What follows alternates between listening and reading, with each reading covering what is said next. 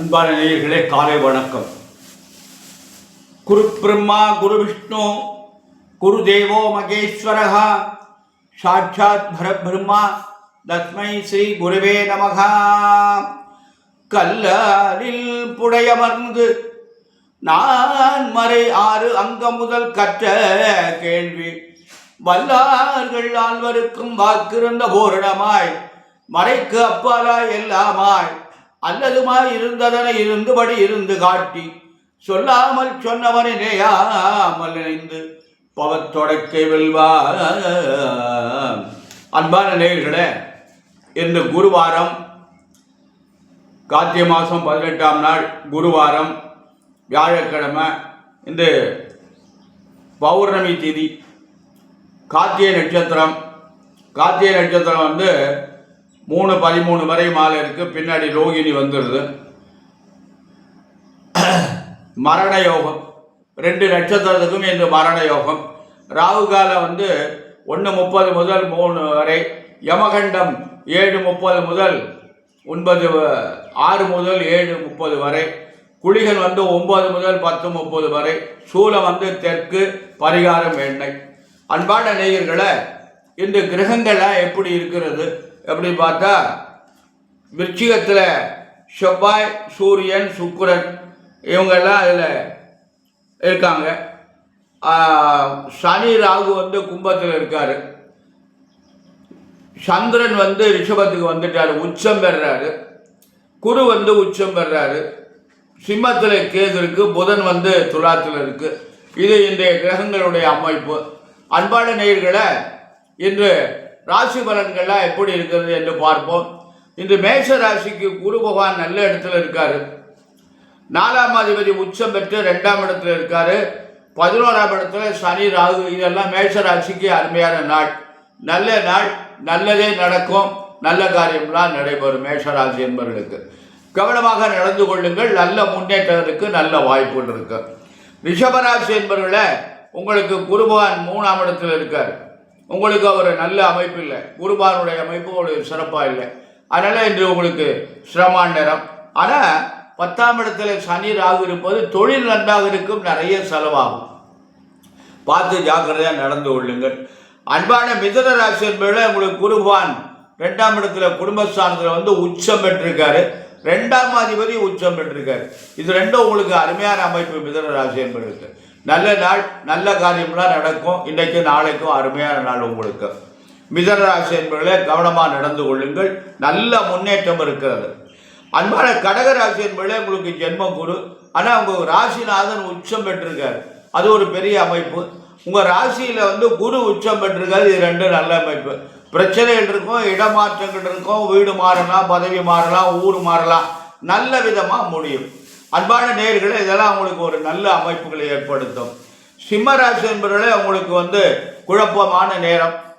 குரு பகவான் 12ஆம் இடத்துல இருக்கார். தேவையில்லாத செலவுகளை இழுத்துவிடும் அப்படிங்கிற ஒரு அமைப்பு இருக்கு. அதனால் பார்த்து கவனமாக நடந்து கொள்ளுங்கள். அன்பான சிம்மராசி என்பவர்களே, உங்களுக்கு எந்த கிரகமும் சரியா இல்லை. மனைவி கணவனுடைய உடல்நிலை ரொம்ப கவனம் தேவை. அன்பான கன்னிராசி என்பவர்களே, உங்களுக்கு குரு பகவான் 11ஆம் இடத்துல இருக்கார். அது ஒரு பெரிய அமைப்பு உங்களுக்கு.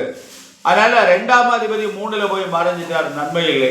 அதனால் பார்த்து ஜாக்கிரதை நடந்துவோம். ஆனால் உங்களுக்கு ஒரு பெரிய லக்கு என்னன்னு கேட்டிங்கன்னா, சனி ராகு 6ஆம் இடத்துல இருக்கார். இது ரெண்டும் உங்களுக்கு ஒரு பெரிய அருமையான அமைப்பு.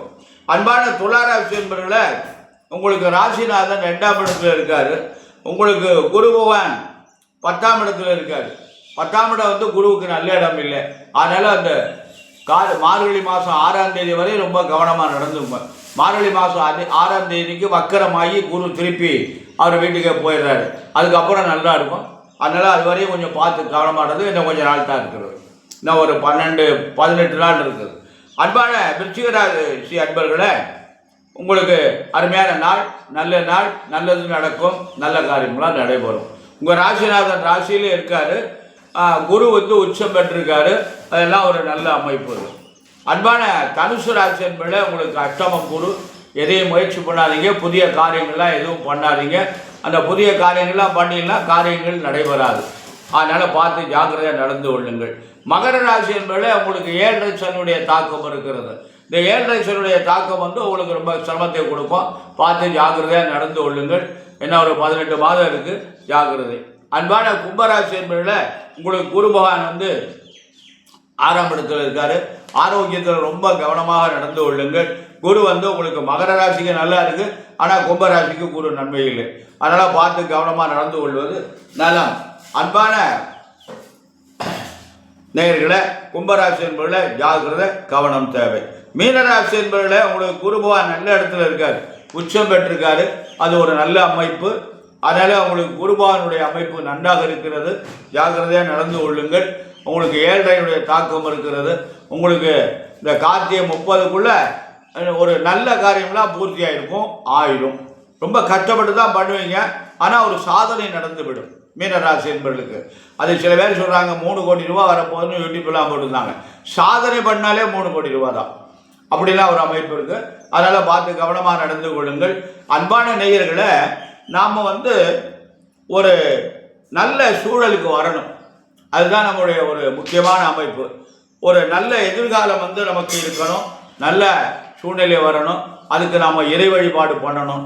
இந்த கார்த்திகை, அதாவது நேற்று வந்து அண்ணாமலை தீபம், மலை கார்த்திகை.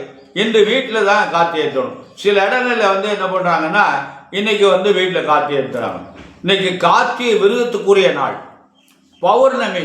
இது ரெண்டும் சேர்ந்து வர்ற போது தான் நம்ம திருக்கார்த்திகை கொண்டாடணும். அதனால் இப்படி சில பேர் நேற்று பெரும்பகுதி, ஒரு பகுதியினர் நேற்றே கார்த்திகை தீபம் ஏற்றிட்டாங்க. அதனால் இன்று தான் சர்வாலய தீபம் என்பது எல்லா ஆலயங்களிலும் இன்று தான் தீபம் ஏற்ற வேண்டும். மலைக்காட்சி அன்னைக்கு ஆலயங்களில் தீபம் கிடையாது. மலையில் இருக்கின்ற கோயில்களுக்கு பூரா இன்று தீபம். அதாவது திருவண்ணாமலை, பழனி, சுவாமிமலை, திருத்தணி, அழகர் கோவில், திருப்பரங்குன்றம், இப்படி மலை மேலே எங்கெங்கெல்லாம் முருகன் இருக்கிறாரோ அந்த ஆலயங்கள் பூரா இன்று இருக்கு. திருச்சி உள்ள உச்சி பிள்ளையார் கோவில், இப்படி ஆலயங்கள் எல்லாம் இன்று தீபம் ஏற்றுவார்கள். ஆனால் எல்லா ஆலயங்களிலும் சொக்கப்பான் கொடுத்துவாங்க, அது இன்றைக்கு தான் நடக்கணும். ஆனால் அவங்க நட்சத்திரப்படி தான் பண்ணுறோம் அப்படிங்கிறாங்க. பௌர்ணமி ரொம்ப முக்கியம். பௌர்ணமி படி தான் நமக்கு திதி தான் நமக்கு முக்கியம். நட்சத்திரத்துக்கு அடுத்து தான் நட்சத்திரம். அதனால் பௌர்ணமி என்று நம்ம தீபம் ஏற்றுவது தான் நம்ம மிக சால சிறந்தது. அன்பான நேயர்களை, எல்லோரும் இன்று ஆலயங்களில் நம்ம 3 நாள் தீபம் ஏற்றணும். அதாவது நேற்று வந்து பரணி தீபம், இன்று வந்து கார்த்திகை தீபம், நாளைக்கு வந்து குப்பை கார்த்திகைன்னு சொல்லுவோம். அது வந்து மறுநாளும் ஏற்றணும். சில பேர் 5 நாளைக்கு ஏற்றுறேங்கிறாங்க. அதெல்லாம் ரீதி. அதனால் சொல்லப்பட்டது சாஸ்திரத்தில் 3 நாளைக்கு தான். அதனால் நேற்று இன்று நாளை இந்த 3 நாளைக்கும் தீபம் நமக்கு விடாமல் நிறைய ஏற்றணும். இந்த குப்பையில் கொண்டே கார்த்திகை நாளைக்கு வைப்பாங்க, அப்படின்லாம் ஒரு கருத்துக்கள் பாண்டிக்கு பெரியவங்க சொல்லி கொடுத்துருக்காங்க. அந்த மாதிரி அமைப்பு. அன்பான நேயர்களை, நாம் எல்லோரும் இறை வழிபாடு செய்து அந்த இறைவனுடைய நாமத்தை நாம் அந்த திருக்கார்த்திகை என்று முருகனுடைய வழிபாடு மிகவும் முக்கியம். எல்லா முருகன் ஆலயத்திலும் இன்று பிரமாதமான வழிபாடு நடைபெறும். நாம் முருகனை வழிபாட்டு நல்ல பலன்களையும் அடைய வேண்டும். முருகனுடைய திருவருள் இருந்தால் எல்லாமே நமக்கு நன்மையாகவே முடியும். அதனால் இன்று எல்லாரும் கார்த்திகை தீபம் ஏற்றுக்கொள்ளும் போது எல்லாரும் ரொம்ப கவனமாக ஏற்றணும். அதனால் அந்த தீபம் ஏற்றுற போது ஆடைகள் எல்லாம் ரொம்ப பத்திரமாக வச்சுக்கணும். அதனால் தொங்க விடக்கூடாது. ஆடையில் தொங்க விட்டால் பின்னாடி இருக்கிற விளக்கில் பிடிச்சிடும். அதனால் ரொம்ப ஜாக்கிரதையாக அந்த தீபம் ஏற்றுவது ரொம்ப பக்குவமாக பக்தியோட நாம் அந்த காலகாலத்தில் தீபம் ஏற்றணும். ஊருக்கு முன்னாடி தீபம் ஏற்றணும்லாம் சொல்லுவாங்க. அதனால் நம்ம சீக்கிரமாக தீபம் ஏற்றிடணும். அந்த சூரியன் நிலவு உதிக்கின்ற பொழுது எல்லார் வீட்லேயும் தீபம் இருக்கணும். அதுதான் நமக்கு சிறப்பு. அதனால் இந்த பௌர்ணமி அன்று நம்ம என்ன பண்ணணும்னா, கோவிலெல்லாம் 5:30 மணிக்கெல்லாம் அபிஷேகம் முடிச்சிடும். அந்த தீபாராதனை பண்ணுகின்ற பொழுது அந்த நிலவு உதயமாகின்ற நேரத்தில் அந்த தீபாராதனை செய்யணும். அப்போ அந்த இறைவனையும் தரிசனம் பண்ணிட்டு அந்த நிலவையும் சந்திரனையும் தரிசனம் பண்ணால் பெரிய புண்ணியம். அப்படிங்கிற அந்த நிலவு உதிச்ச அப்புறம் சடங்கில் அபிஷேகம் பண்ணுறாங்க. அந்த மாதிரிலாம் பண்ணக்கூடாது. அதனால் நமக்கு வந்து எல்லோரும் இந்த பௌர்ணமி வழிபாடு மிகவும் சிறந்தது. வாழ்க்கையில் பௌர்ணமி வழிபாடு நமக்கு மிகவும் சால சிறந்தது. அதனால் எல்லோரும் இன்று முருகப்பெருமானை வழிபட்டு எல்லா ஆலயங்களுக்கு சென்று சிவபெருமானை எம்பெருமான் சர்வேஸ்வரனை வழிபட்டு எல்லோரும் நலமுடன் வாழணும். எல்லாருக்கும் எல்லா செல்வங்களும் கிடைக்கணும். நமது குழந்தைகள் நன்றாக படிக்கணும். அதனுடைய எதிர்காலம் நன்றாக இருக்கணும். குழந்தைகள் கை நிறைய சம்பாதிக்கணும், அதுக்கு நல்ல உத்தியோகம் கிடைக்கணும், அந்த குழந்தைகளுக்கு நல்ல வாழ்க்கை துணை அமையணும், அந்த குழந்தைகளுக்கு நல்ல குழந்தைகள் பிறக்கணும் என்பதற்காக எல்லாம் வல்ல எம்பெருமானையும் வள்ளல் பெருமான் வள்ளியின் மணாளன் முருகப்பெருமானையும் பிரார்த்தனை. அன்னை மகாமாரி முத்துமகாமாரி அம்பியும் என் தாய் மகாமாரி முத்துமாரி அம்பியும் பிரார்த்தனை செய்து நிறைவு செய்கிறேன். நன்றி, வணக்கம்.